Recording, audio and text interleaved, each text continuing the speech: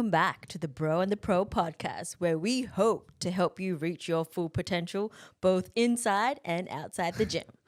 I am your main host, the wife of Jeremy So, self-proclaimed gym bro, and today we are doing something a little bit different where I'm going to spin the tables around and be the one interviewing him. You're all very familiar with his voice and have heard him yap a lot, but a lot of you don't actually know his story and his history and everything that has made him who he is today. So that is what our podcast is going to be about. Hello, Jeremy So. Welcome to my podcast. Oh, I would say that's a pretty good intro. Did miss some words in there that I normally say, but you did a pretty good attempt. I'm pleasantly surprised. I like to imitate you. Yes, I know. She does that a lot. When you realize that you have an effect on your partner and they change the way they speak and start saying things that you say. Because I say weird words and stuff all the time. But I just want to say that if you guys are watching this on YouTube or whatever platform, we have a new backdrop. And we have new mics. So one of our bros, Blake, has set up a whole part of this for us. We just had to get the mic set up and we're like, you know what? We're going to set this up for ourselves and kind of change the direction of the podcast. It's still going to be health and fitness, but I do want to talk about a little bit more about lifestyle to help you guys, talk about topics and questions that we get from clients and from people that just talk to us online. We just basically want to be like super relatable and entertaining as well. So if there's anything in particular you want us to like talk about, to learn more or just to literally keep you entertained and help you push through that cardio session, we're here for it. So we're ready to talk about anything and everything, mainly fitness, but other things as well. Yes, health and fitness. I mean, fitness is part of it. And I think being healthy holistically is important. And now it could be mentally, so physically. I was going to say socially. No idea what I was going to say that. Jeremy's a little bit nervous because he knows that we're going to be talking about him today. And he doesn't really like to talk about himself. So let's start off with just early days. Can we not? So early days, little Jeremy, what kind of got you into health and fitness to begin with? All right. So I guess I've got an addictive personality. So I think that's one part of me that I think is kind of good, but sometimes bad at the same time because we get like really absorbed into something. We go all in, right? And I've been doing that since childhood. I mean, like in primary school, I'll play sports. When I left there to go to high school, I found basketball. And I was like full into basketball, like really played it all the time before school, recess, lunch, after school, go on weekends just to play basketball. That's literally all I did. And I would literally dream about playing basketball. And then I didn't really go very far during that time. I think it was more so like parents and stuff like that. I didn't get the opportunities. Obviously, they didn't want to drive so far for me to try it for states and random stuff like that. So I never really got the opportunity to actually test my potential. But I did play it a lot. Like I loved it like full on. As much as I love bodybuilding now, to an extent, like it's something that, that's how I kind of transitioned from like basketball into bodybuilding. I did start weight training when I was like 15. So I had my first dumbbell set, those pin-loaded dumbbells. If people remember, I don't know if anyone in their 20s would remember, but the people in their 30s remember the spin-lock dumbbells and like the rattle plates and all that stuff and just having that bench press. That bench press setup where it's like you got that little leg extension at the end, hamstring curl, and it's just the bench. Everyone remembers that.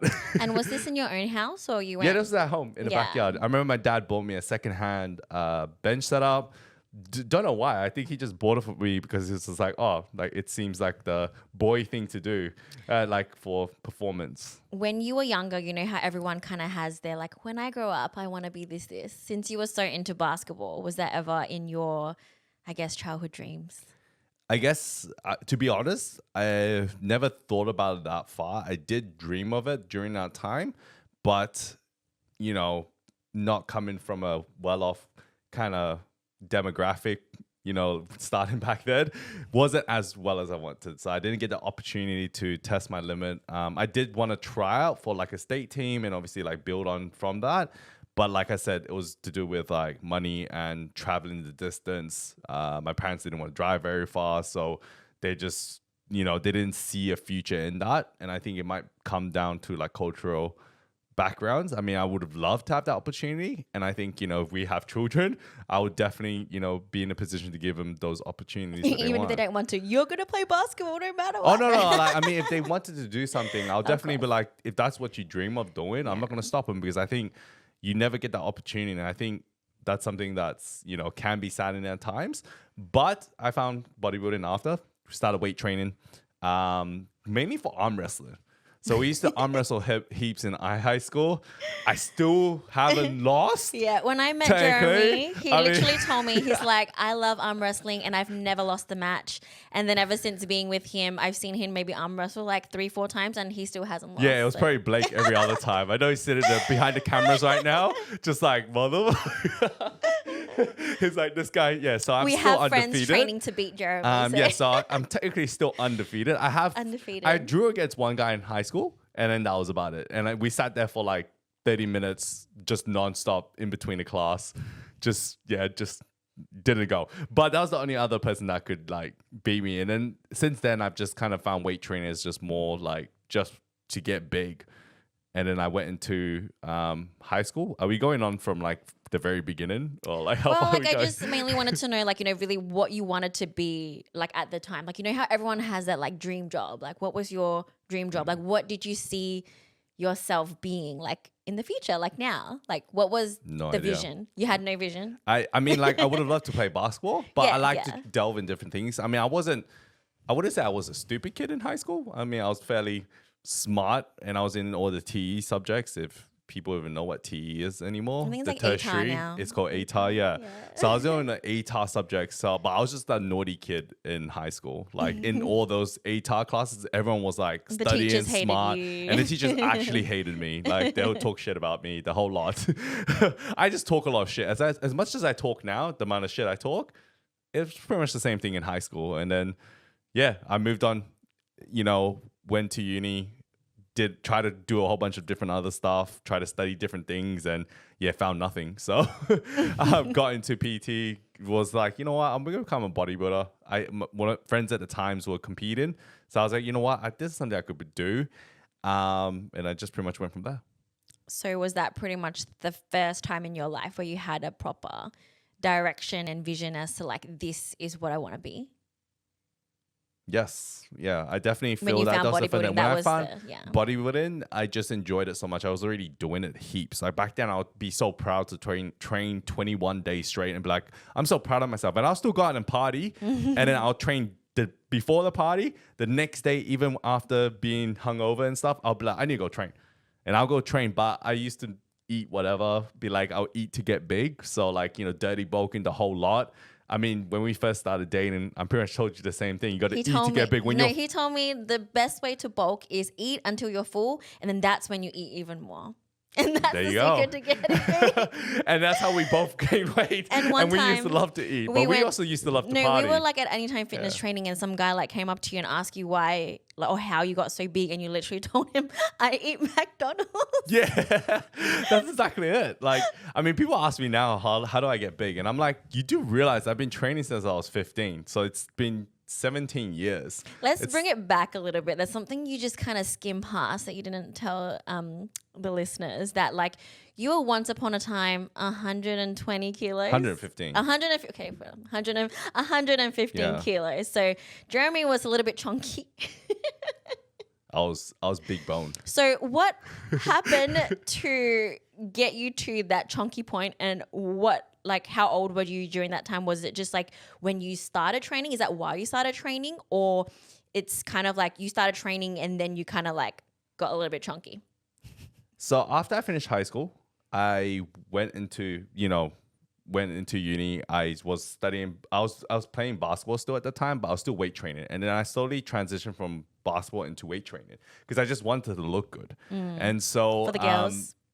I mean, you can't blame a lot of guys. I mean, you do it for the one reason. And to be fair, a lot of the listeners, as much as they don't want to admit to it, it is the reason. Like, yeah, you want to feel confident and be able to take your shirt off, but why? Who are you trying to impress? Who's gonna see you with your shirt to be off? fair, a lot of people I work with now, it's more for family, and it's more about like, they want to be healthy for their kids. They want to run after the kids. They want to take their shirt off. So it's different now. But then back then when I was like 20, obviously it was for one reason, to look good in a shirt. Like you wear those tapered shirts and you want to be like looking fit. Jeremy loves the slim fit cut. Yes, slim fit cut. I am that guy, not baggy jeans or like, I mean, we wore baggy jeans in high school and stuff because that was the trend back then.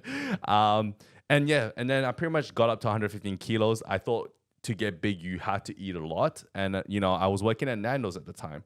So like, Nando's, I was sitting there eating chips nonstop, like in between like cooking them. I'll be eating chips.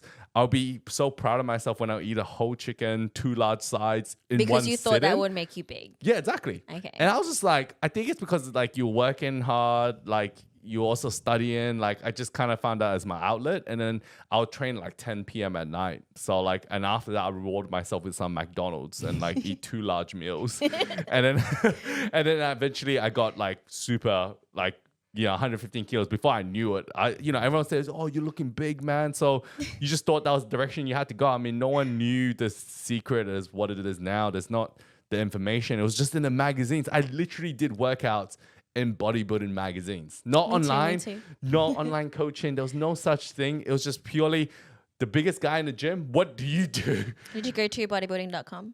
Yes, bodybuilding.com. Steve Cook, he was like the face of men's physique back then. I literally watched all his stuff on YouTube, on dial-up internet, and I'll buy bodybuilding mags, and so that's how I kind of got to 115. Before I knew it, I was like, I probably should like do a cut. And then back then, my best mate Tung was like, let's do keto, cut carbs, and don't eat bread because it's carbs, and don't eat rice, and just eat meat and veggies and like just fats. So we eat like bacon and stuff because we were like, oh yeah, bacon, avocado, yeah, chicken, yeah, fried chicken. So walk us through a day in your keto life when you were trying to lose weight at like 115. Man, I was using all sort of fat burners. I used to believe supplements were key, and I used to be like, they are they are to an extent, but like it is really nutrition and training that people need to work on majority, and supplements are just an accessory of that. But obviously back then it was just supplements. Like all the rage, I'll use Muscle Tech, which was the best brand at the time, best quality that we used to think. Use all the fat burners, which was just caffeine and stuff. In a day, I would probably just eat eggs, some chicken and broccoli, some meat and broccoli, and that's pretty much it. Maybe have like, that's the veggies and meat. That's literally all I ate. How But consistent I ate heaps were of you? fats, so it would be like cheese and stuff as well. Cheese, and Yeah. the fried chicken here and there. So you didn't track anything. You just ate Nah. like just anything that wasn't carbs. Just cut out carbs. And then like, how long would you be able to go on this streak of not having carbs? I Because could go on for a alcohol is while. carbs, I mean, right? I wasn't that serious. So I think like every week I'll have like a random cheat day.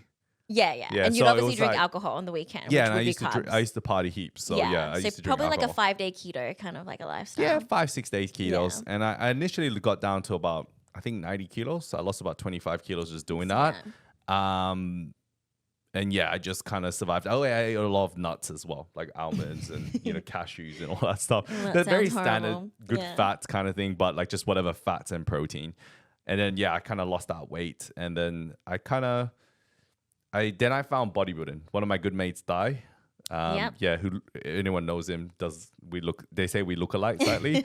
But yeah, he started competing, and I was like, oh, why don't I do a show? And that was kind of like how I got into bodybuilding, and then just really got my first coach. The first coach gave me keto as well. Yeah, I remember. So it became the norm, but we had a refeed day Sundays, and I did everything he said, but the refeed Sundays were just untracked. It was just like eat carbs. So I'll literally go to Woolworths, like with you as well, eat like a whole loaf of bread, like all these cereals. And I was like, yeah, just within reason. There was no reason. And it was just eat carbs. And I competed my first show. Wasn't the leanest, but like during that time, men's physique there was no first timers, no novice, no nothing. It was just purely just open. And so I competed against like, I think 15 or 20 guys in my there was class. a lot of guys, and there were like past overall winners and stuff Yes. like that. I remember when you saw the overall winner backstage because you didn't know who was competing. How did you feel? I just wanted the place. That's all. Like going through all of that, like my parents being there and stuff. I just like, look, I'll be happy with the place. And this wasn't first, second, third, fourth, fifth. It was just first to second, third. third, yeah. That's it. So like Only you either one clinch it or division, you don't. first, second, third, no Yeah. tall, no short, nothing. You're just in open and you have to win that. And Yeah. so I would say it wasn't the perfect prep because obviously like I didn't know how much to carb up on those Sundays. I just literally ate everything and I probably gained a shit ton of weight. But I used to just eat, like do that and just do more cardio. Like I'll do an hour cardio, eat very low calories throughout the week. I didn't know what calories even were. It was just a meal plan. Meal plan, yeah. Yeah. And like, how did you feel during your first prep? Because obviously you and me have very different like prep experiences about how we like feel and deal with prep. I remember when I saw you go through your first prep, to me, it looked like absolutely suffering. It was hard because at the time my friend circle was all about partying, you know, and it wasn't, but like they respected that I gymmed and stuff. So I just had to hibernate. I mean, like what it is now, it's so normal for people to compete and everyone's like, wow, I know someone that competes. Back then it wasn't like that. The circle was so tiny. Competing was still kind of new to the world. Well, it wasn't new because it's been going on for a while, but like it wasn't the norm, like bringing your own container of foods to places. Like, it's so normal nowadays that people don't judge you for it. Like back then, Did you used to bring get your judged. container a lot out in your first prep, or did you just try and avoid those? I just stayed away from activities? everything. Yeah, so you That just was kind my of like mindset. Yeah, secluded or like I did. Yeah. I just didn't find because there's no balance in prep, and I Yeah. just rather just stay away because I know that it's not going to benefit me if Yeah. I go out to eat because I'm going to be craving it. Obviously, you know, as we develop and evolve, like my mindset it's around different is way now, different yeah. now. Like, you know, there's way more better options out there, but like at the same time, prep is prep. Like you have to do what you have to do. Like everyone else, it's like people may try to make prep easier, but honestly, it's not. And you have to remember that this is the mindset. Do you think if we're comparing like the best, you know, basketball players in the world, obviously like Michael Jordan, Kobe Bryant, they gonna outwork their competition. So They like want to outwork the they competition. want to. They It's don't not want like things to be oh, I'm easy. suffering. Oh, poor me. Like I'm going through this suffering period. Everyone's going through it. Like, what else do you want me to say? Like, it's a competition, and it's the best person on the day is going to win. The person who ticks all those boxes, who does everything behind the scenes, is going to get there. So there's no easy way to make prep any easier. It's just you got to suffer because everyone else is dealing with that. Who can suffer the best is going to Wins. going to win. Exactly. Yeah. And like, what was the hardest part about your first prep, would you say? My And hardest. do you think it was also harder the fact that like I wasn't really in the industry yet, or it didn't really matter to Yeah, you? Nicole didn't train until she met me. So if anyone knows, I we did. didn't meet in the gym. We met clubbing. She used to say hi to me every weekend when we went out to the clubs. She was always hoping to see me at the clubs, most likely. I mean, I just always saw him there every Saturday. I wasn't hoping. Yeah. I just knew he would be there. Yeah, exactly. And so, but we didn't meet in the gym. And I think, yeah, you were doing some PT and some occasional session, but you were training like once or twice. Okay, Like, let's go back it to wasn't a lot. the question. People don't want to hear about it. The All right. question is about like, what was the hardest thing like during that prep? Like, and was it harder the fact that like, you know, obviously like I didn't know what prep was and all that kind of stuff? I would say, yeah, definitely. It was hardest because you feel alone.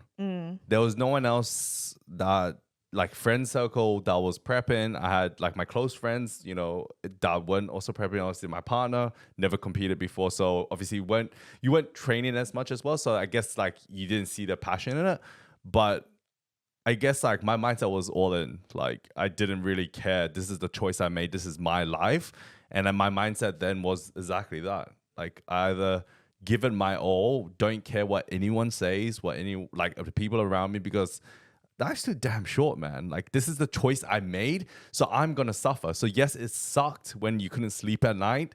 You're hungry all the time. And back then, you know, living at home with my parents, food was always there. His parents cook so well. Oh, as they well. cook good Asian The food, like smell curry just comes in puffs, and- you know, curry noodles. Like, oh my God, like it's hard, you know, and to say no to it, like in an Asian household where you have to say no, I can't eat your food. It's like almost a disrespect if people know. You know, a lot of Asians, Italians, you know, would Europeans will understand this. Like when you go in a household, they cook bulk. It's not like just cook one little meal and be like, here you go, that's it. It's like cook in surplus and eat to your full.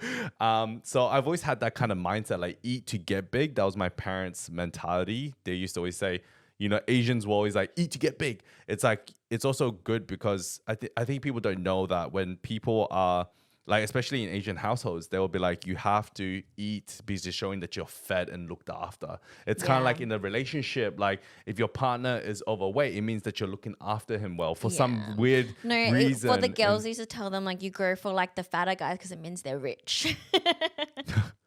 Yeah, so anyone who's like skinnier, they would look like poor because they don't have enough money, like back in the day. Yeah, that was the mindset. Yeah, if someone was fat, they have money. Or like in a relationship, that means you're happy. Yeah. So like, either way that you're feeding your husband or partner, which is a good thing. So that was kind of the mindset. So yeah, it was definitely hard going through it, but my mindset to get it done was getting it done. Like, did you ever think that you wanted to quit in your first prep?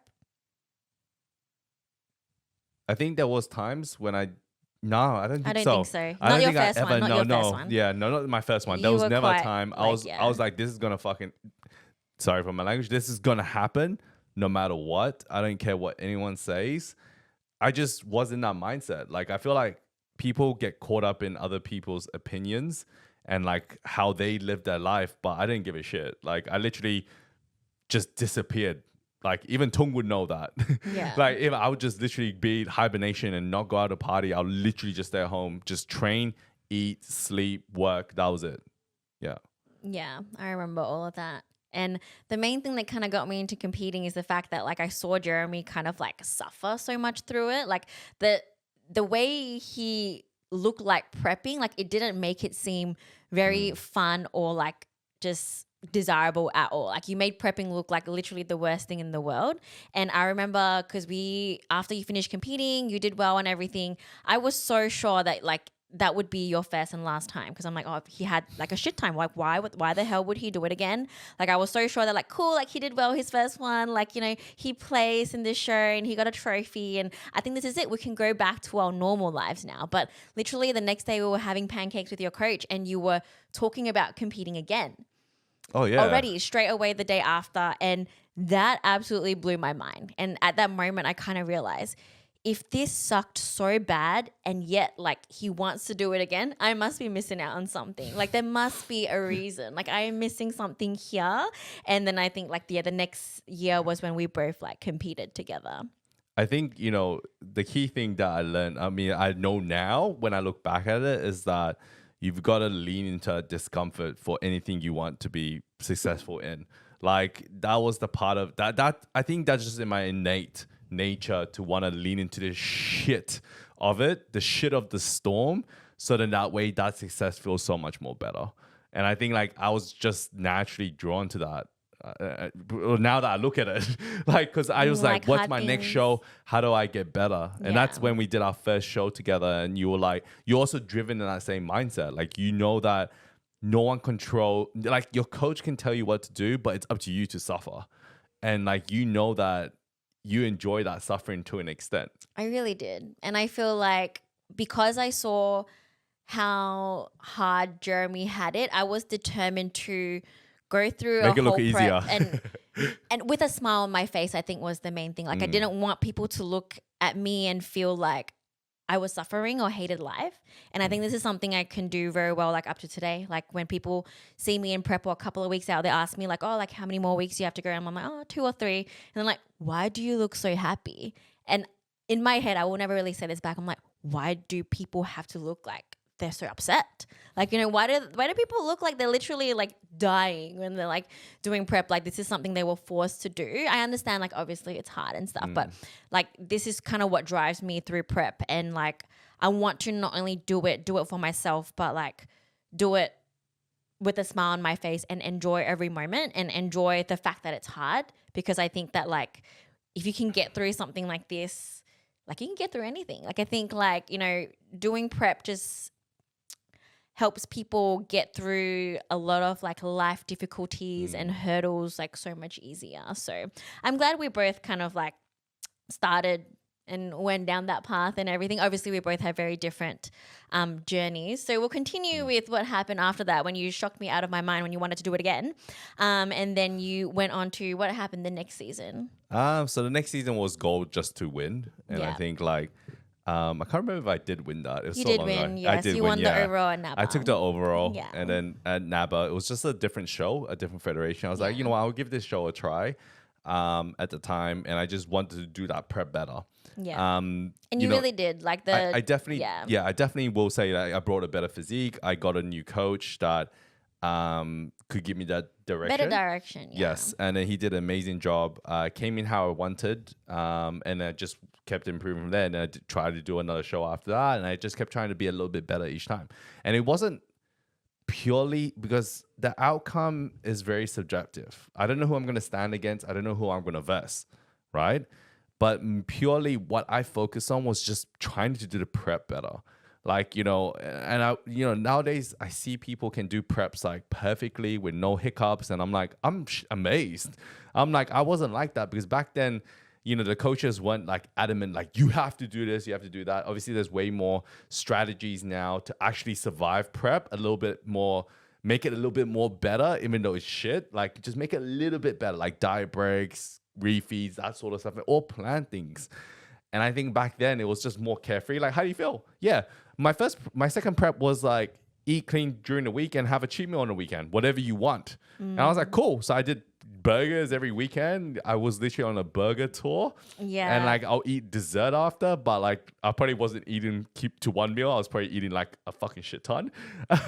and then that was the prep. I just gave it my all during that. Your prep looked really fun to me because I was like prepping at the same time as you, and I was doing strict macros. I was on a carb cycle, so I didn't have like I had high carb days, but I never had a cheat meal. So to me, like your second prep looked like so much more fun. I remember going with you to all your cheat meals and not eating a single thing. I was very good. I was perfect. I didn't ever cheat ever in any of my preps.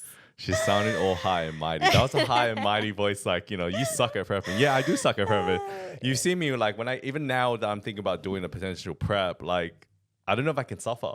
Like, I can suffer. I know I can, but I worry about other areas of my life that I might be pulling back on. I think because you are in a different place in your life now. So back then I gave my all. Like it was just that was all PT. you had. Yeah. At the time I was doing PT, working as an MC at the gym, working at Nando's still as well, and I was like earning enough money just to compete and party, like, you know, in the off season. And then obviously I went to each show kind of like that. That's all my focus was. Just bring a better package, just improve a little bit, and that's it. And if the outcome goes in my favor, great. And, you know, after the third season, I think the third show I competed in, I won the Arnold Classic. Yeah, he did. Which was, I didn't see it coming, beat like 15 guys, went into overalls, just missed out on the pro card. And since then, I was like trying to improve for my next show. Another year went by, trying to improve for another show. It was the Arnold Classic.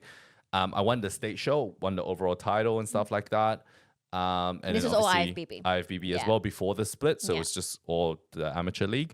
And then went to Arnold's, came fifth, I think. Or it's like, it was like fifth or sixth. I can't remember.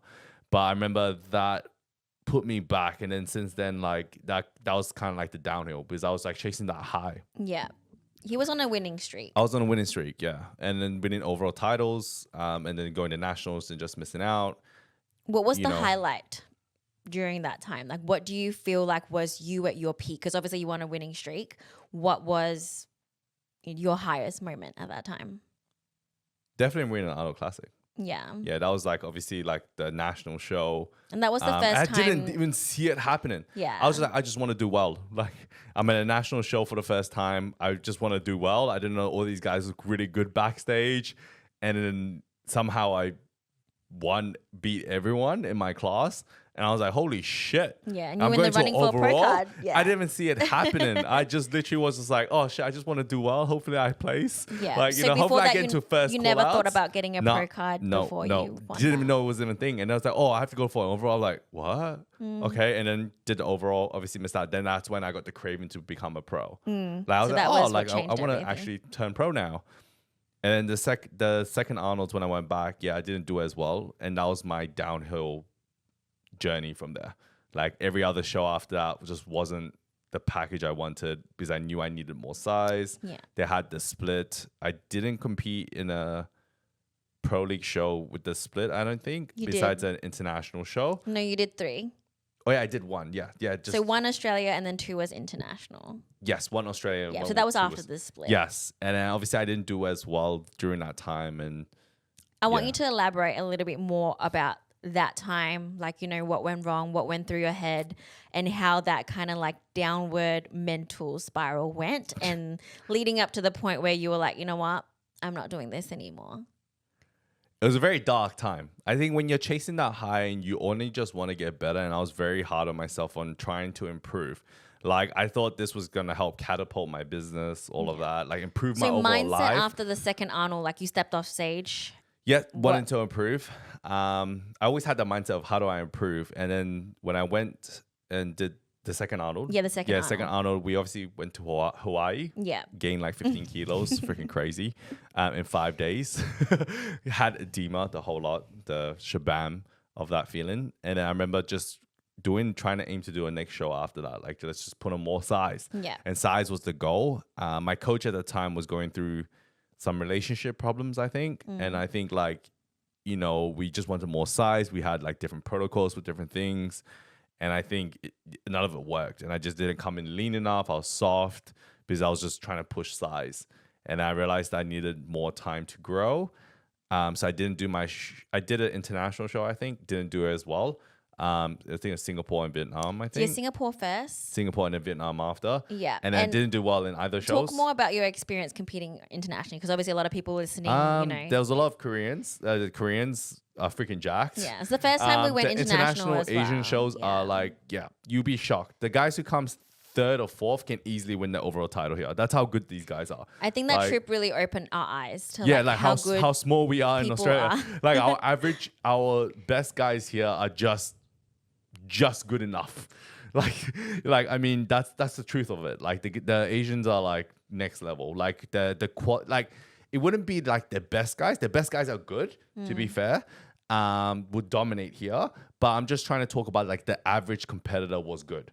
Like like if we're talking about like we're ranging our top 10 athletes, and we were to create an average physique of these top 10 people, like the average physique of these top 10 in Asia are like freaking far behind. like the beyond best way our to guys. compare is like the bottom 5 there Like, versus the our bottom top 5. are their top 5 in Asia will probably win the pro cards here. Like if any of them, 5 of them came here, like they'll be battling amongst each other just to I get think that the pro bottom card. is more impressive. Like the fact that like the people in the last call outs in those Asia shows still look that good, I think that's what makes that show of such a high level. Because good people are going to be good, but then like some people who are bad can be really bad, but there's no bad people there. It's hard to average it out. I feel like I've never seen someone that's out what of I'm saying, shape. like the top 5 would the first call out, anyone there is good enough to win their pro card here. Yeah. Like, and I will 100% put my money on that because I'm like, they're that good. Like the top 5 are really contending for top 5. Like they're really battling out. Like our top 5 here is like, yeah, it's good. Like to be fair, but like conditioning may be off. They may not get a size. They hit everything right, and it's just purely just maybe genetics, muscle shapes, all of that. So then that was an eye opener. Realized how small I was. I saw a Korean dude come there, and he was huge. Like he was men's physique, just massive, and he won the class.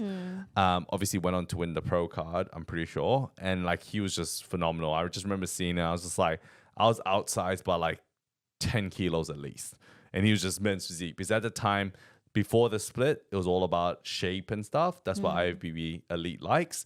And obviously when you go into like pro league, they're like the mass monsters. It's just size. Like you still have to have shape. Conditioning number 1 as well in Asia, Conditioning, especially. If conditioning you're not 100%, in condition, it doesn't matter how nice your shape is or how much muscle you have. They probably won't really look at you at all. Like you need to be at least of the minimum standards of conditioning that they require. Yes. Yeah. So condition wasn't very good with that show because I tried to push size, different protocols, as I said, didn't work. And my coach disappeared on show day, as in I was international and he was here. He didn't reply to any of my messages, didn't even call me, didn't talk to me, messaged me the next day saying, hey, sorry, man, what happened? And that was the end of that chapter with that coach. Yeah. And I pretty much moved on from there. So like, Then after that, I did the Singapore and Vietnam were right after each other. Yeah. Obviously, Nicole dominated it, so maybe I'll do a podcast with Nicole at some point to talk about how she smashed this out. Obviously, we had opposite experiences. I think Nicole went through a tough road at the very beginning. You didn't have the muscle mass. I mean, I still don't have the muscle You mass. still had the muscle, but if you saw her back then, she was just a stick, 38 kilos. My God. Still too small now. But at the end of the day, like, you know, you had a tough road, so you had the climb. So you started as a dark horse and you just kept building up, getting better, better, better. And now it's obviously going back the other way because obviously being a pro, it's a whole different restart again. Whereas my journey was like very good at the beginning, place, you know, dominated, and then like slowly, and then went backwards. And so mentally that hit me hard because like I felt like I was going backwards. I didn't know what to do anymore because everything about me was about bodybuilding. Yeah. And then so in that time after those two shows, the internationals, I tried to do a national show in Australia, which was the Pro League after. The mid-year show, which was a random pro qualified that they had. They and only you did prepped that one yourself time. for that one. And I prepped myself for that one because I was like, oh, you know what? I think I know what I'm doing. I think I know my body best. I think it's more so you didn't know who to trust and you didn't know you know, you just been let down twice already and you didn't, you know, there was not much time, I guess, to go shopping around. There was not many people, No, I guess. I did have a coach in between, but then he wasn't replying to me every 2-3 weeks. If we remember who it was. Yeah. And then I was like, you know what? I'm just going to do this myself. And then I did it myself. Did terrible. Over dieted, came in flat, came in stringy, the whole lot. Just didn't have the muscularity. It was the heaviest I was, like 88 kilos around that mark. But yeah, very disappointed with what I brought to the stage because I just didn't have the processes understood as I do now. I think it's just also the self-doubt of... the doubt was unreal. And that was probably like mentally the hardest show not to get first call-outs. I think that was the only show I never got first call-outs in. And then, it just didn't feel good. Like just... Yeah, it was that the lowest point in your that was my lowest point, because I prepped myself. I was heavier, thought I was better, but just got smoked. Just didn't have the muscularity, all of that, and that really kicked me back. Like, I think you always kind of look towards having like a mentor and something like that, and someone to kind of like give you direction and like proper feedback and stuff. And I think you being in that headspace at the time and not having someone there, because obviously I can say whatever I want, you're not going to listen to me, I'm your wife or like girlfriend at the time, but you needed someone else to be able to kind of pick you back up after hitting a low point, and there was no one, like, because you were alone, because you were prepping yourself. And I think it's not like you prepping yourself didn't really come down to like, you know, the skills and stuff like that. It was just that like I felt like you needed someone more so emotionally as well at the time. Yeah, that would have helped heaps. Yeah. Like just having someone in your corner that just believes in you. Yeah. And I think it's because like I prepped myself for like the last 3 shows and I'm like, oh, it's just so much better when you prep yourself. And I guess it was a totally different experience. Me prepping myself and you prepping yourself. I guess it's because we got like a whole different other protocols that we need to consider. Yeah. And I think I didn't understand it as well as I thought I did. And, you know, using bro science and stuff. You know, that was before I became like an online coach. Yeah. So I kind of might have did a little bit back then, but it wasn't like my full bread. And so, that kind of happened. And part of that is the fear I have now in competing, like to get like last call outs. Like, not saying that there's anything wrong in getting last call outs because it does happen. And there's going to have to be people in last call outs. Like, you know, to be fair, right? I've been in last call outs a few times. Yes. And so, but for me, it's like, because it's always first call outs out of 9 shows I've done. Like, it was always first call outs. To have that last call outs, that really hit home. Like, not to be looked at and just, it's a totally different feeling. Because when you're at front, like, I always do imagery training. I remember being, when I won at Arnold's, like, just winning first in general, like, you're looked at. The judges are looking at you. They're like, you know that it's going to probably happen. You're placing well. But when not to get looked at because you're in last call outs, it's kind of like, well, like there's 2 call outs. So second call outs, which is the last call outs. Like, it kind of really sucked. It sucked like shit. Like, I was just like, why did I even bother? Like, you know, like, it's like your friends, family, everyone comes watch you. And I kind of get it, you know? You know, people are going to support you. Your friends are going to be like, oh yeah, like, you know, it's all good. Like, just try better next time. The whole lot. And so during that time, I went through, I pretty much called it quits. I was just like, I think I'm done with this. I don't think I want to ever jump on stage again. Like, the fear is still there. Even now, the fear is still there. But I think I'm in a different position now. Like I understand it way more. Like back then it was just all or nothing. Like win or don't win. Like if you come second, you still lose. Like that was my Yeah. mindset. Like my Yeah. mindset was all for those shows. Like, and that's why I was so hard on myself when I didn't even get first call outs. I was like, fuck, I suck. No, one time Jeremy did actually win, and then he just heard just whisperings backstage that it was close, and he was really upset. I was pissed. And then he proceeded to go to his coach and be like, "Oh my god, why was it so close? Like, what could I have done to make that gap like even bigger?" Yeah, And that was that's exactly what I said. The kind of person People don't that even he know is. that because I was literally like gonna. He was so upset, and he I was wanted- gonna he kill. was Like so my goal upset. was to kill everyone. Like I don't care if I was winning by 1 point. I was gonna win by a shit ton He of needed points. to just, I wanted to yeah. solidify. I was like, how is he 1 or 2 points behind me? Like no. Like it has to be more than that. That was my mindset. Yeah. Like I was to all go or nothing. from that to obviously the last call outs, I guess, like, obviously. I think that's where the problem is. It's like when your expectations are so high, you fall harder. I mean, the higher you go, and my expectations was like through the roof. I was just like, freaking, what do you call it? Mamba mentality. It was like all or nothing. Like I'm gonna fucking win. I'm gonna outwork everyone. I'm like, exactly that. I came off stage. I remember asking. I was like, how is it close? Like, how could I have made that distance further from first to second?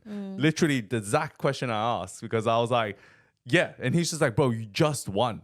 Like, what are you on about? Just be happy Like, with your and win I'm and just like, shut nah. up. And I think that's where, I've developed more as an individual where now I can appreciate the small things. Like, like this next show I want to do, you know what? It's fine if I get second call outs. I just want to be happy with how I look. I think And now that's my you goal. treasure like the actual progress a little bit more, whereas in the past, like just improving from show to show was not enough. Like there was only one option, and it was to win, and you actually. I'm a very, I enjoy like everything about like prep and all that kind of stuff. But I remember it being really hard on me that like, it felt that like nothing really counted unless I won. And Yeah. and that was basically because of you. Like, it's just kind of like, I was like, oh, So I ruined Nicole. But like I'm Nicole's just happy doing better than me to, now. Look better each show. I'm not 38 kilos anymore and yada, yada. But no, like Jeremy does not count unless you win. So win. And so Don't say that because I have a lot of clients confused. I know, but that was back then. But back then, at the end of the day, like that's true. He was like the tough no one Asian realized dad. like how nice.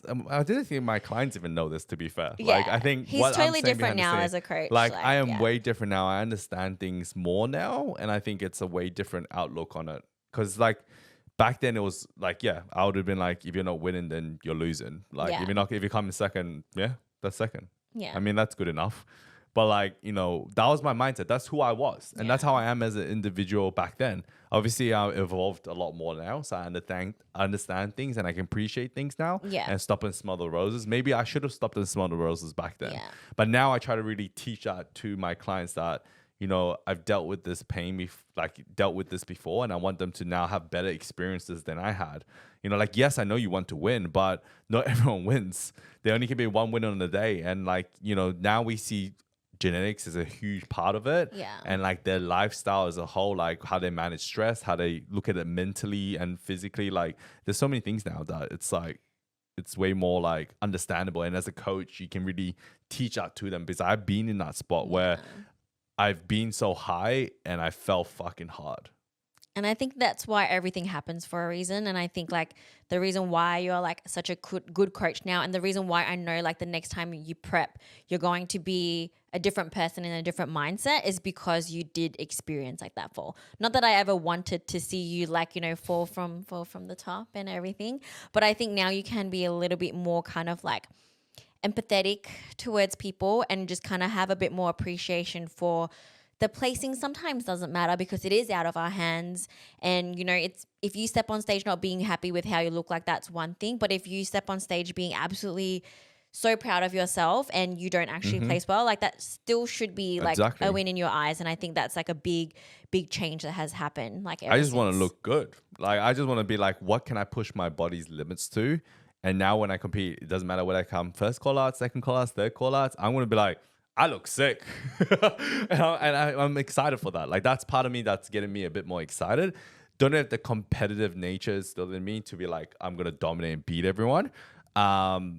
but I'll do the difference is only I worry sometimes that I might actually do it too well and actually be too good. Like that's There's the still truth a of the little bit matter. of like that old Like Jeremy it's in the old there. Jeremy's in there. Like part of Yeah. me is like maybe I might actually be good enough to win. Yeah. But like at the end of the day, that's not like what I'm going into this for. It's just kind of Yeah. like my final show just to see what I can bring if I push my body. I train 100% Jeremy. I hit my nutrition 100%. I hit everything, manage my sleep, manage my stress. I do all this right because I understand everything now that I'm like excited that I'm like, shit, what if I do it too well? So I want to leave that opportunity there for that. But it's not end of the world if I don't come first. What was the moment where this spark came back? Because for a long time, like you said, you had absolutely no desire to compete. You pretty much told people that like you're just gonna be my bag carrier, and Baggage carrier, professional baggage and that carrier, would yeah. be because everyone always when they see you at my shows and stuff, they always ask you when is it your turn? When are you going to Yeah. step back on stage again? And you always got asked that, even though it was my show and I was competing. Everyone would ask you when you would step back on stage, and you were very very adamant on not doing that. So what changed? What made that spark come back? So I think obviously during that time after I quit that show, that was about 5 years ago, I think. And I got into online coaching. Obviously, COVID happened, all that stuff happened.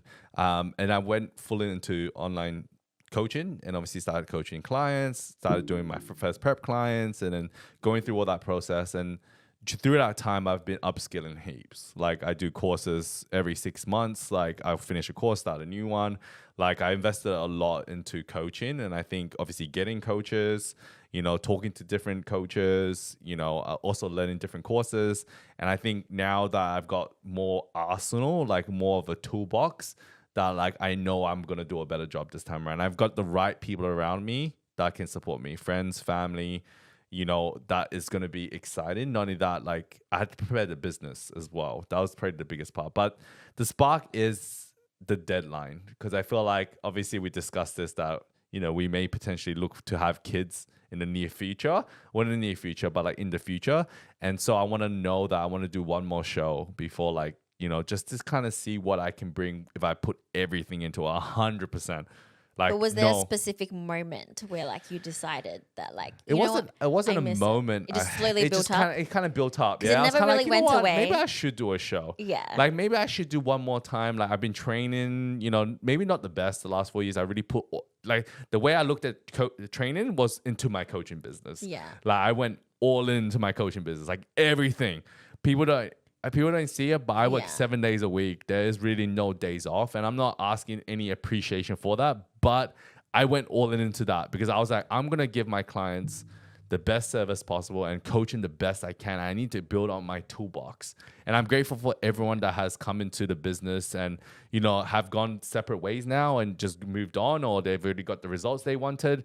Like, I'm grateful for every single individual that came in because it gave me opportunity to learn about different body types, different genders, ages. My oldest client being 65, my youngest client being 18 at the time, I literally learned so much through other people that now I know that I've got the right circle around me to bring my best package.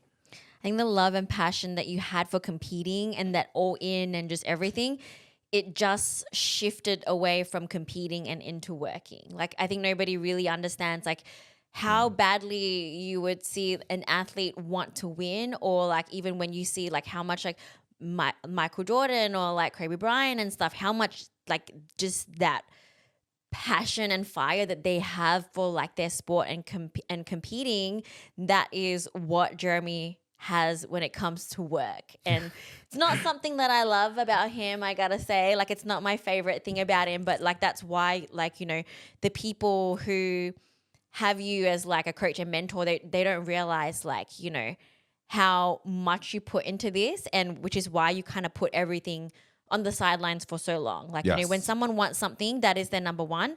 And not only their number one, that was like your only one. It's not that like there was a priority list and like, work and coaching came first. That is just there was no list. It was just work and coaching only. And like during that time, maybe a lot of people don't know, but like to the point where, to be fair, like training was not your priority. Oh, no. Eating was not your priority. I understood maintenance. You went from, wanting to win a pro card to like training was just not even like you're just, I'm just gonna Yeah. go into the gym and maybe train like a little bit and Yeah. you know, to maintain it. You became like a whole different person when it came to fitness. You really actually just let your physique, let your health and everything just slide away, and all that was put like into work. Do you want to Yeah. talk a bit more about that I time in mean, your like, life? it's not a good time because, you know, I think a lot of times coaches want to practice what they preach. Yeah. But during that time, I went all in. Yeah. Like, you know, I made it happen. Like, I wanted to be the best coach for my clients. And that drive was there. Like, whether that be education, learning, calls, marketing, doing everything I could in the business to help my clients better, provide a better service, was creating. I've started so many different things, like trying to improve the quality of the service. I would get to a point that I was skipping meals. Like, I would work every Saturday, Sunday without fail.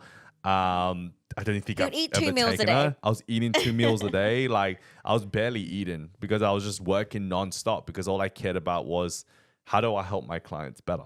How do I help them grow? And obviously, like, that requires a lot of effort, and it got tiring. It definitely did.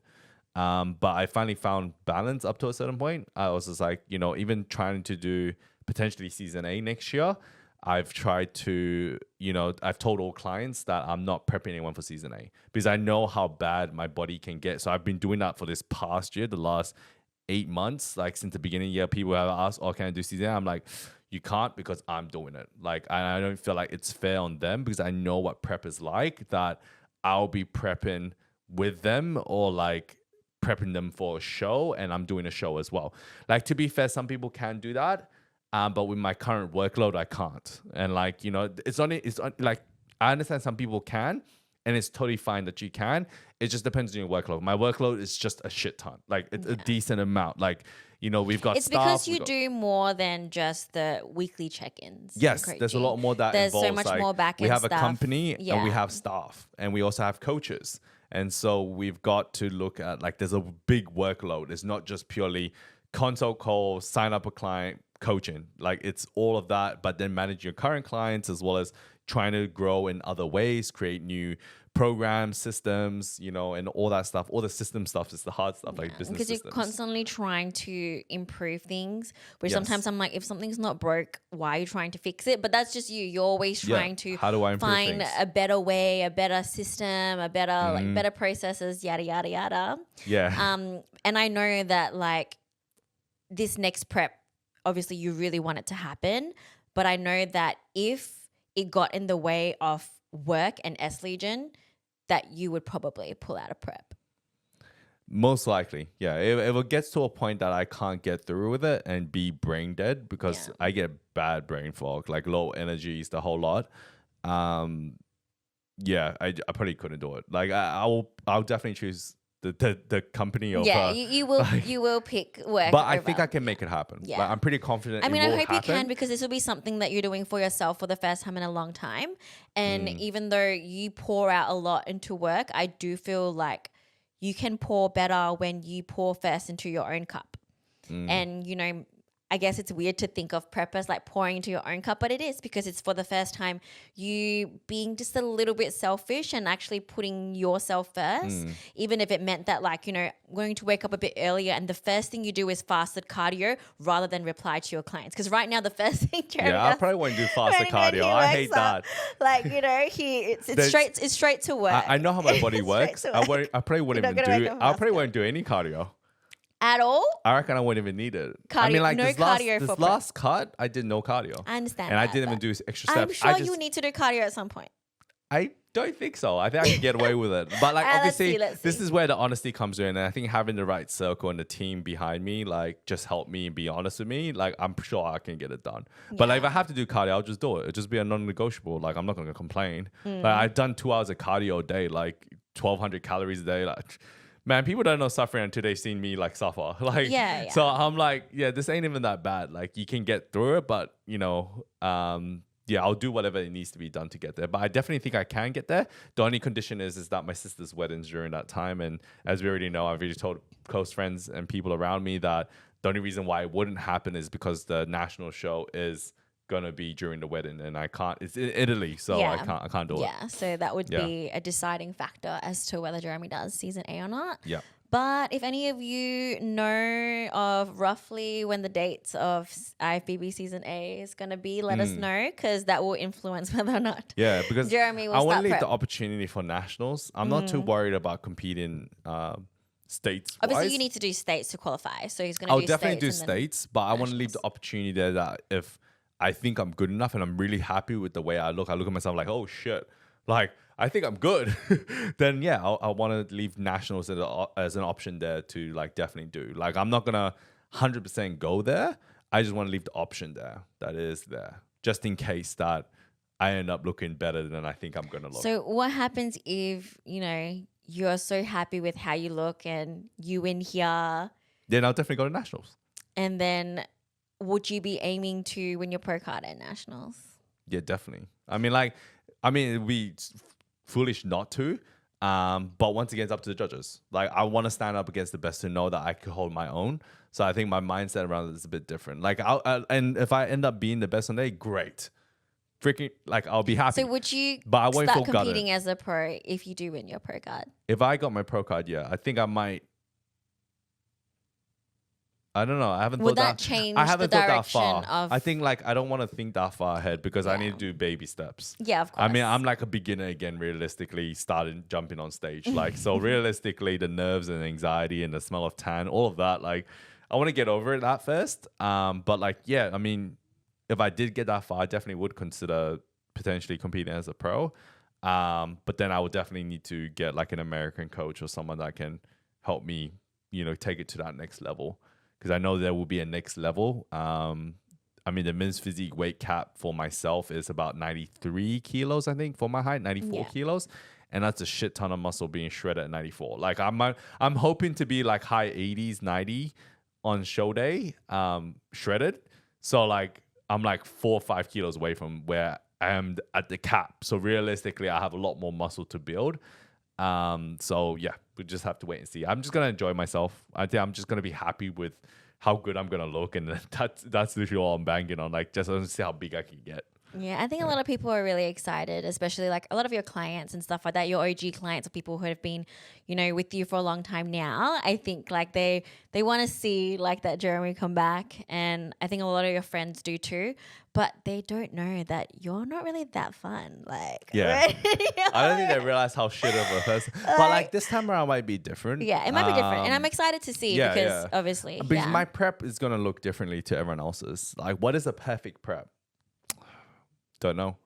I think it's about like being able to adjust for certain scenarios because I have weddings and stuff that I want to enjoy myself. Yeah. Like, I'm not gonna be too hard on myself and be like, oh my god, I have to be perfect and skip these weddings. Like, Okay, so you'll be prepping yourself for this. I will be prepping myself for this one. So like, I'm gonna be honest with myself and Yeah. obviously have check-in photos, do all the whole lot, like almost do my own check-in. Will you And ask me for my opinion? I will have people, so people around me, friends, and obviously yourself that will like help me decide on what I need to do and what I need to improve on. But like for me, a perfect prep is just being ready. Like it's not about having a perfect prep. Like, I'm not gonna eat a cheat meal during this time. I'm not gonna do this because to me that what if I win doing that? Like, what if I do well and then be like, yeah, I had like a free meal a few weeks ago, had a wedding, enjoyed myself.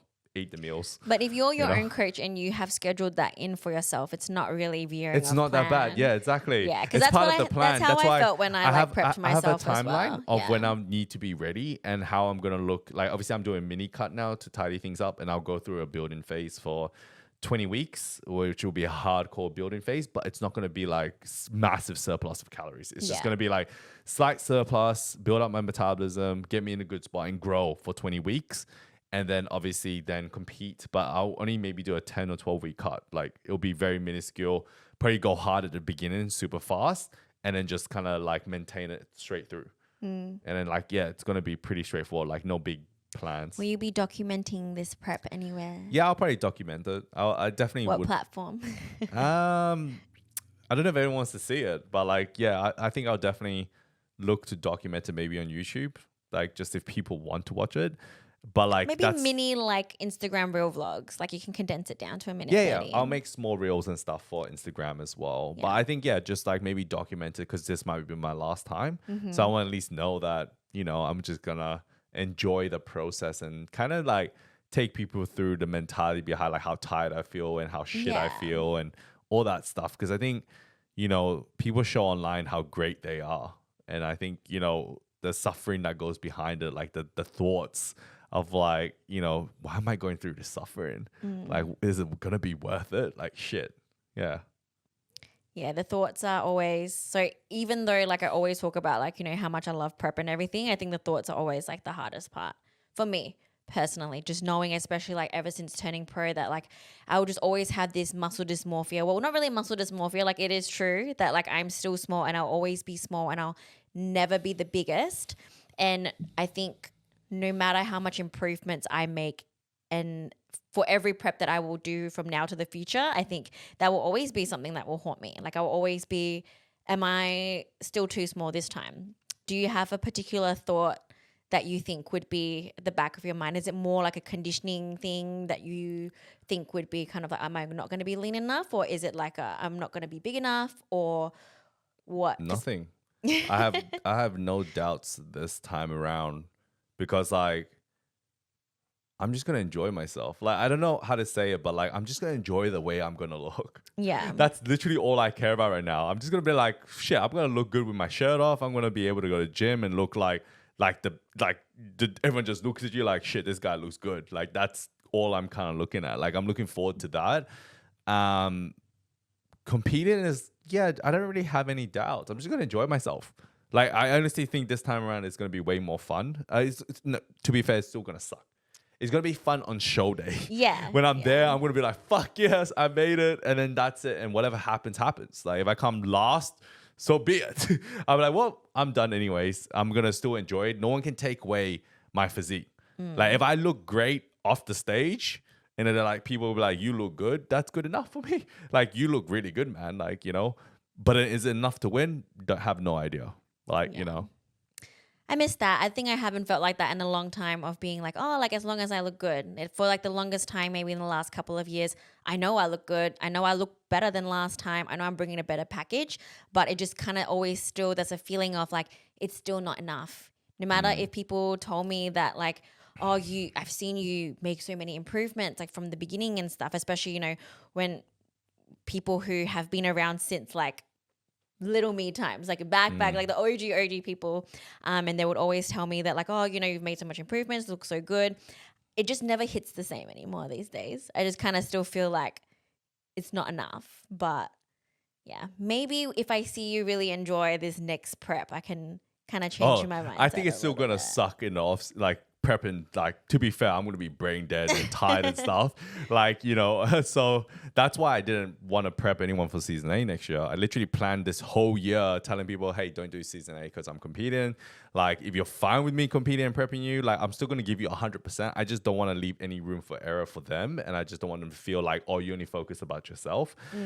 Because I feel like that is the case sometimes. So like obviously the only person that wants to do season A with me is James. Yeah. But he's like a mate. He's one of our coaches. Like he's Yeah. a good close friend. That's why I He's can like take over and we prep can you, die James. together. I think James is excited to prep together with you. Yeah, and he's happy to like we do more collaborative coaching anyway. Experience like, hey, you need more of this, go work on that. Like I don't. That's how we kind of work together as a team to kind of get him the results. So like he decides on things as well. But like what can you do? What can't you do? Yeah. So that's why he's the only other guy really, and we're potentially doing the same show as well, but not in the same classes. Yeah. But like obviously we're doing the same show, which we're gonna enjoy because he knows I'm gonna smoke him immensely. I'm so excited to see you both like compete together. I think the vibes will just be crazy. Just like, our whole group of friends and everything that's gonna be so fun. And that is something that I miss as well. Obviously I haven't competed in Australia for so long. I think like you're just gonna love like having like you'll have so many people come and watch you. And just to like see you finish your journey and stuff will be so cool. All right, let's get to some listener questions. We've been yapping around for like a while now, but I hope everyone enjoyed listening to Jeremy's story. So the first one is, what is it like running a business and working together with your husband, or like for you with me? What is it like? I guess it is. It works well. It works really well. But I think the key thing is that someone has to kind of take charge because it's hard if we do work together. Like, obviously you call me your boss, but then at the same time, like, oh, well, we're both directors of the company. Yeah. We're on I always equal say I footing. work for Jeremy. Yeah. Obviously it's my baby and it's Yeah. our baby together now. I think it works out really well. I mean, Pros and it cons. is- What's the pros and cons of working with I me? think the hardest thing is trying to explain ideas across because we can't differentiate between like communicating through business community communicating chat compared to like, oh, I'm talking to you as your partner. So I think that's where the hardest thing is. Like that is the hardest thing that I find that, I'll explain an idea or like try to give you some potential like advice and stuff, and it may not be seen as you'd be like, oh, you're attacking me. You don't see me as good enough. And then that's where our like bickering starts because I think that's majority. Like it's because like, I'm trying to give you business advice because I'm like, I'm trying to help you, like if I was sitting, like if we didn't know each other and we're just like working in a company together and I was giving you advice, you'd probably be like, okay, I'll listen. Like, cause he knows what he's talking about. I'll listen to him. But because we obviously work in the house together, next side by side, like behind each other, obviously in the same office and stuff, that it may be seen as like, oh, you're attacking me. You're telling me how to do things. Like it may be seen that way. I don't know. What about you? Like, I mean, do you kind of get where I'm coming from? Oh, yeah, no, though? 100%. So I'm more leaning towards the fact that, like, because you'll be like, oh, I don't mind working with you. No, I love working with you because you fill in the flaws that I don't have. So, like, yes, there may be some hard parts of it. Obviously, the question was pros and cons. the pros and cons. So the cons is that communication barrier. Yeah. I think that's because like, if you can set up, okay, this is work time, this is work, Jeremy. I'm trying to give you advice and help you. So you have to like, communicate it back to me in that same sort of respectfulness and to an extent, not like, oh no, piss off. Like, you can't say that to your boss, right? So obviously, But you said you were not my boss. You don't say it in that sense, but you kind of get where I'm coming from. So that's Yeah, the yeah. con. That's the biggest con. I think if you're working with your partner, try to make sure that, okay, we have our business hat on right now. So I'm going to help you as your mentor instead of like your partner. So don't take offense to what I say. Just try to keep an open mind and try to communicate back to me in the same workplace manner. And obviously, as a partner, you can do whatever. Like, partner's fine. I mean, understandable. As a partner, I wear the pants, but like, then in work, then you can. And then I let you be the boss of me, like most of the times. But then Yeah. everyone knows, like, I'm secretly the driver behind the car. Yeah, exactly. So the pros is obviously, you fill in the flaws that I don't have. So I think we work great as a team. But then I guess it's also our relationship as well. Like, you fill in a lot of the flaws that I don't have. So I know We're actually as a very business, different people. I think people look at us and because we do the exact same thing, they think we're like exactly the same. No, but way even when different. it comes down to little nuances and fitness and stuff, we have 100%. very, very opposing views. Even just the way. No opposing views. We both keep an open mind with Yeah, these. yeah, we do. 'Cause We when it do comes to listen to fitness, each it other is. a lot. Yeah, yeah, like of about like, course. oh, like what's your advice? Because on there's this? no black and white when it comes to fitness. Exactly, yeah. That's why. But we do come from like different sides of things and we kind of just like meet in the middle because we understand that like, things overlap. But like where the ideas and stuff originate from, it is like quite different when to begin with, which I think is a good thing for work. And then when it comes to business as well, I guess we're both like very different people when it comes to that because you do see it as a business. And I think the problem is that like I don't. Yeah. I'm just here to do my job and coach. Like Yeah. I do a job like as a passion. I kind of feel like if I didn't enjoy doing something one day that I would just stop doing it. You know what I mean? So I kind of always need to make sure that like what I'm doing is something that aligns with me and that I feel like is fun and makes me feel fulfilled, I think.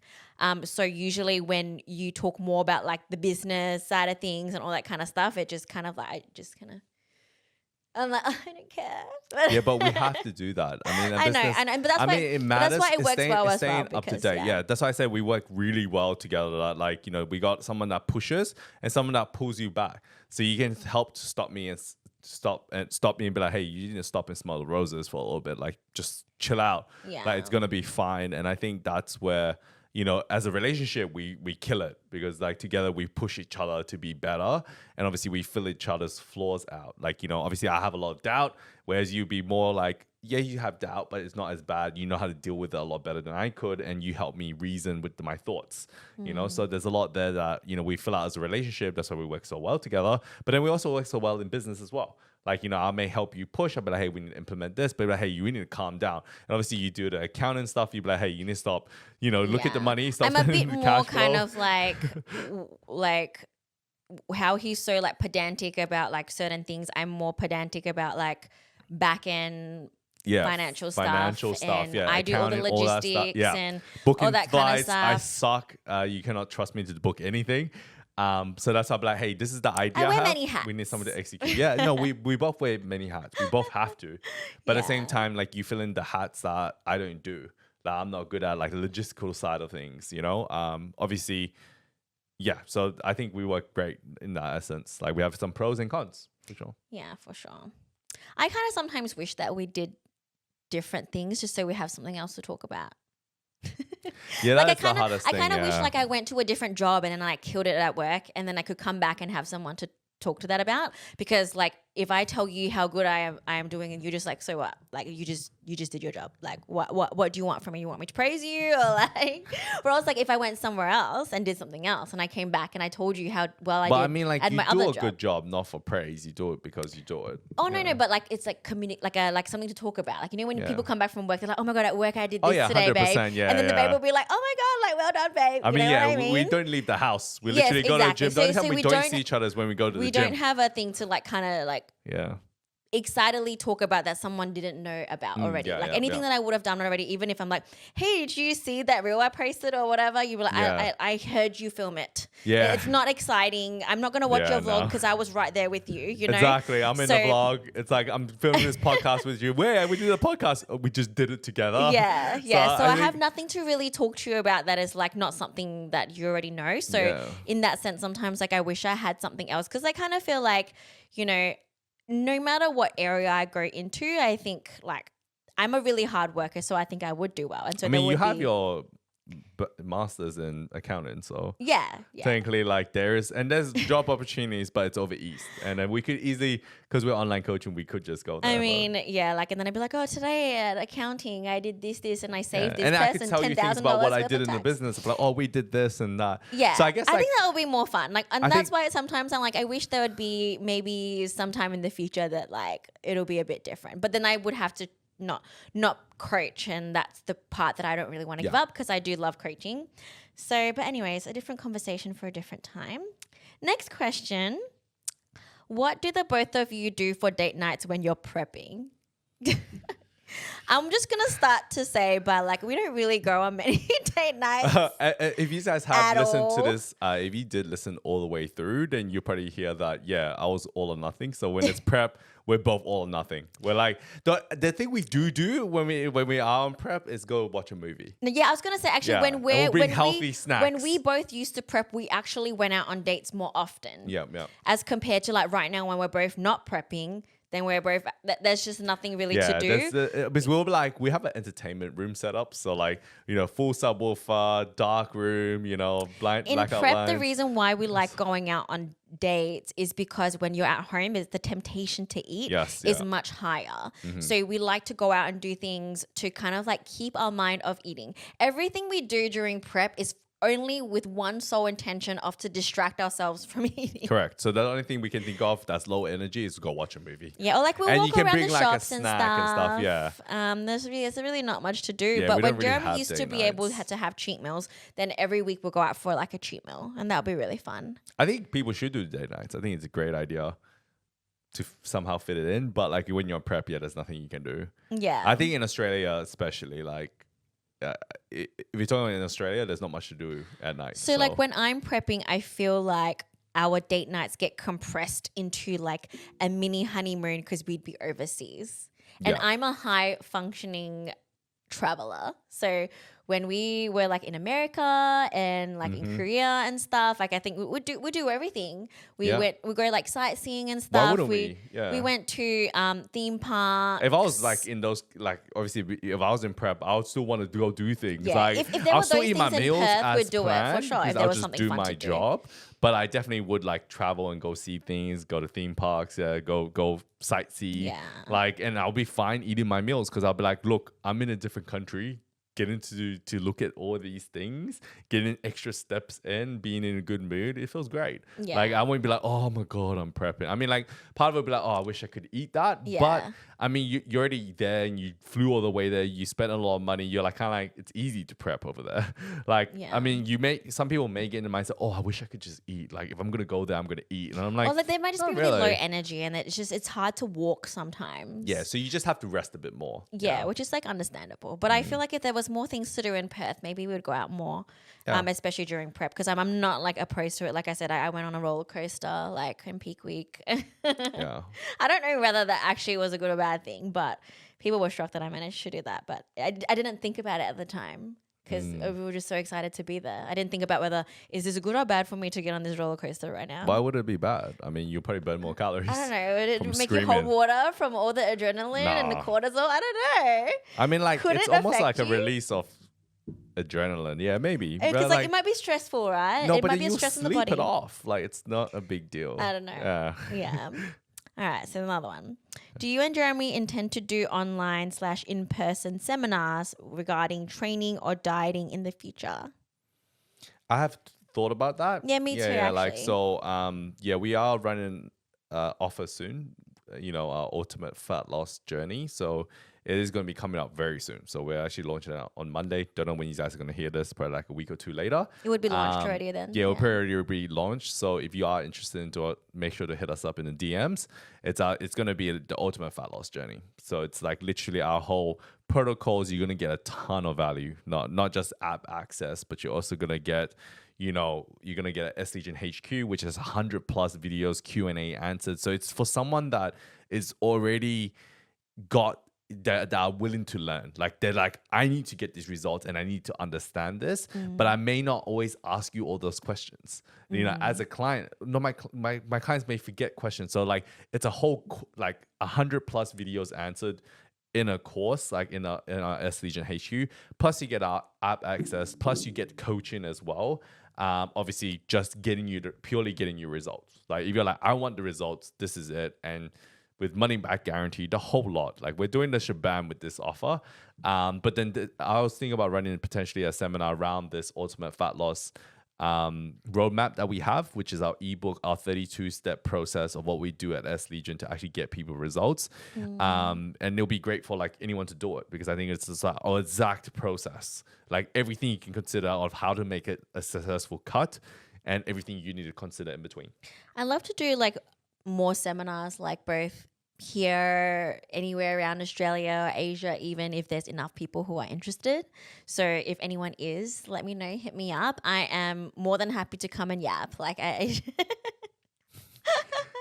I think, yeah, for me, it's like I'm not very good with public speaking. Jeremy doesn't really love it. Like I love it. I will come and just chat your ear off. So, and I would love to talk about like just anything you'd want me to as well, like any kind of topic. So I just don't know what people want to know more of, or like if we would talk about things that may be too basic and stuff. So if any of you wanted us to run a seminar on anything, like we'd be more than happy to always. So just, like drop us a DM and stuff and let us know. All right, last one. And you're probably, I saved this one. This is my favorite one, and it is from our good friend. And he asks, I think it's more directed to me, but it's for the podcast. So, how did you land such a zaddy?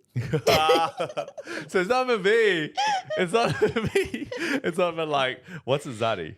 Can you explain what a zaddy is? Zaddy, you're a zaddy. I don't know what a zaddy even is. It's kind of it's just because one night, right? It's one night. No, look, we always use this term called zaddy, which like, anyone who is like young like me would just understand what it means. But Jeremy's an old man, and so he doesn't really understand what zaddy means. It's just like a cool daddy. Fair enough. But Fair enough. anyways, the question is about how I managed to land you. I wanted to know what your thoughts. I don't know. I think it was like we obviously talked about this with like, obviously our wedding day and stuff like that. Did we talk about this? I would have said it inside the thing. It was more along the lines of like you just fit the puzzle that it was like I knew it was gonna be right or like No, but I think maybe it's like more so that what is it that I did? just be you. Just be me. Yeah, exactly. That was exactly it. Like I mean, there's no other answer. Like being you was you didn't do anything different. Like it was just you. Like I just knew you were the right person. And I'm pretty good with gut instinct, gut feeling. Don't know if it's something to do with experience, but back then I just had a feeling and I was just like, yeah. Like I could like this is the person I want to be with for the rest of my life, and we're here. Obviously, not making it corny, but that's pretty much it. Like I didn't try to make it corny, guys. So I do apologize for that. It's because you're asking me, you're putting me in a position where I have to answer, and I obviously like I'm gonna give you the answer. That's exactly it. Yeah, I thought it was just gonna be just a vague background story. Well, we did actually talk about it, but yeah, like so because me and Jeremy like we met like at the club. Exactly, yeah. Clubbing. It had nothing to do with like fitness at all. But yeah, and you basically told a story already like earlier, Yeah. so I was like, oh, you kind of spoiled it already. But like, yeah, so basically I would go to the club Metro City like every Saturday night, and then I'd see Jeremy there, and like I don't know whether like or how he already knew who I was, but I swore the first time I saw him, like I didn't know who he was. I was like, this is the first time I've ever seen him in my life. And I was like, oh my God, there's this guy. And then I went around like telling all my friends, I'm like, hey, right, there's this guy called Jeremy. And then so all I would do every week is just like say, you manifested. I'd be like, hi Jeremy, but he is pretty much like kind of what like I manifested, because when I was younger, I used to be really into WWE wrestlers. I am nowhere near WWE standards.